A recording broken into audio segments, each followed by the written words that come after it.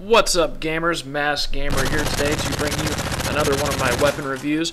Today we're going to talk about the PP90 M1. We're going to go ahead and do an aim comparison here just to show you aiming down the sight and also the hip fire, so you can kind of get an idea of what the cone of fire and what the spray is going to look like here. This weapon has pretty decent accuracy here.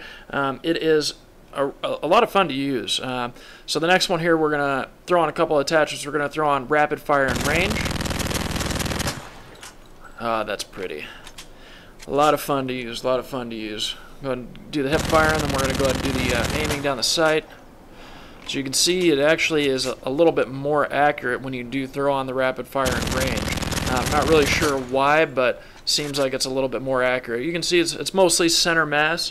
If you're aiming towards the chest, you have a good chance of getting a headshot, and you know, it's a really effective weapon to use. So we're going to go ahead and jump into a gameplay here. We're going to jump into a domination on Fallen, which isn't one of my favorite maps, but it'll do for this gameplay here. PP90 is it's a really fun weapon to use. If you're trying to be competitive, I don't know if I'd use it because it does drop down as far as your range. Even with range and rapid fire on it, it does drop down the power once you get a little bit further out. If you're aiming a little bit further out, the power does drop down. But one of the good things about it is it's super lightweight.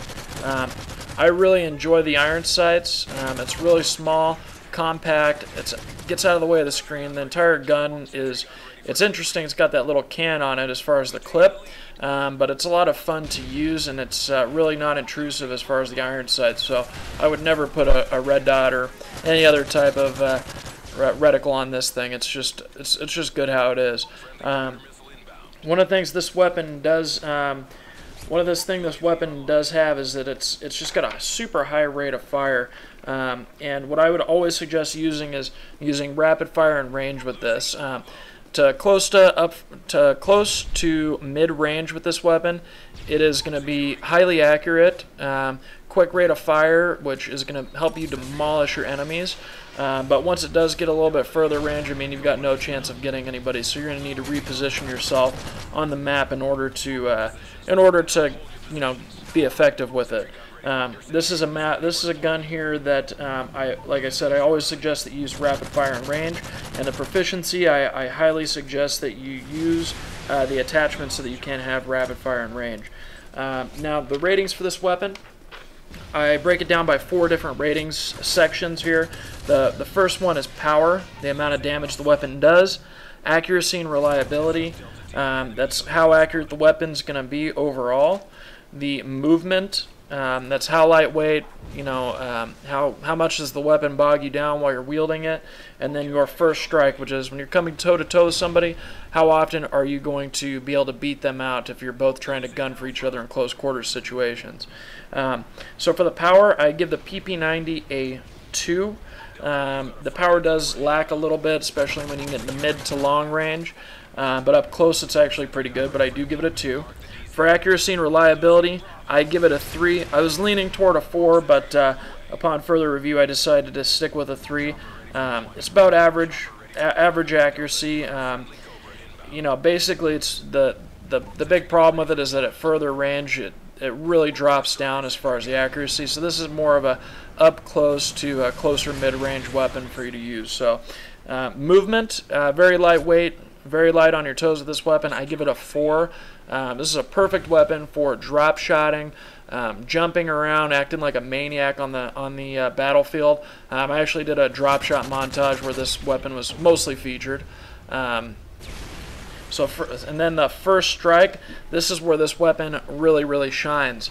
Your first strike, this is probably, in my opinion, the most effective weapon when you get into an up-close battle because of the rate of fire and just how mobile you are. You can just about beat anybody when you're getting face-to-face on them with this one. This weapon gets an overall rating of 14. It is a lot of fun to use.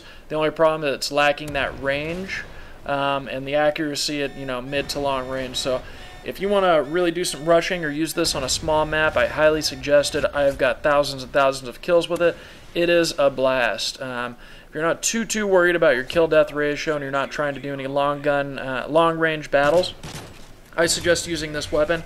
This is one of my most favorite weapons for free-for-all. You know, if I'm screwing around with weapons that I don't usually use, so I try to keep my kill-death ratio above a 1.0. I've had mine drop all the way, you know, to 80.80 and below because of fooling around and, you know, just doing crazy stuff, because I do a lot of reviewing and use every kind of weapon, game type, all that, custom classes. So if I need to boost my kill-death ratio, I know what I can do, and it's gear up with this weapon here and jump into a free-for-all, because it's so mobile, and I know that I can beat people on the first strike, that I can just go in and pretty much decimate everybody. I can always go at least 2-to-1 in free-for-all with this weapon. Really pad your stats there. As you can see, the mid-range, you know, it has a little bit of lacking as far as the power goes, like I said. But for the game types for this, I suggest pretty much all game types. Player skill for this one, I would say this is more of an average to good player's weapon. Reason is for a beginner, if they're not really rushing, being aggressive and on the front lines, doesn't really make much sense to use this weapon. And most new beginning players to, you know, first-person shooters or Call of Duty, they're not really, you know, rushing a whole lot. They're more kind of getting the feel for the game, things like that. So I suggest this weapon for average to good players. And as far as the player types on this one, you definitely have to be either an aggressive or a moderately aggressive player for this. I don't consider using this as a defensive weapon, just because you don't have that range. A lot of this weapon counts on the element of surprise as how aggressive you can be with it. The more aggressive you are with this weapon, the more success you are going to have. So I suggest more of an aggressive play type with this weapon. This gun's a blast. If you haven't used it, if you haven't really, you know, fully used it to its potential, you'll find that it's really effective, especially if you're an aggressive player. This weapon is a blast. So as far as the class setup, this one's going to be pretty standard for me. I suggest sleight of hand, quick draw, and stalker. Those are going to give you the speed that you need to be aggressive. Quick draw, the reason is because, you know, even though the hip fire is good on this weapon, I suggest aiming down the sight at all costs if you can, just because it's going to give you that added bonus as far as the aiming goes and the accuracy goes. So I mean, if you really want to use the heck out of this weapon, I suggest using sleight of hand, quick draw, and stalker, because you're going to be really mobile, really aggressive. You're going to be really running in people's faces with this weapon. So for a recap for this, and we'll let you finish up the gameplay. Pros for this weapon is it's highly mobile.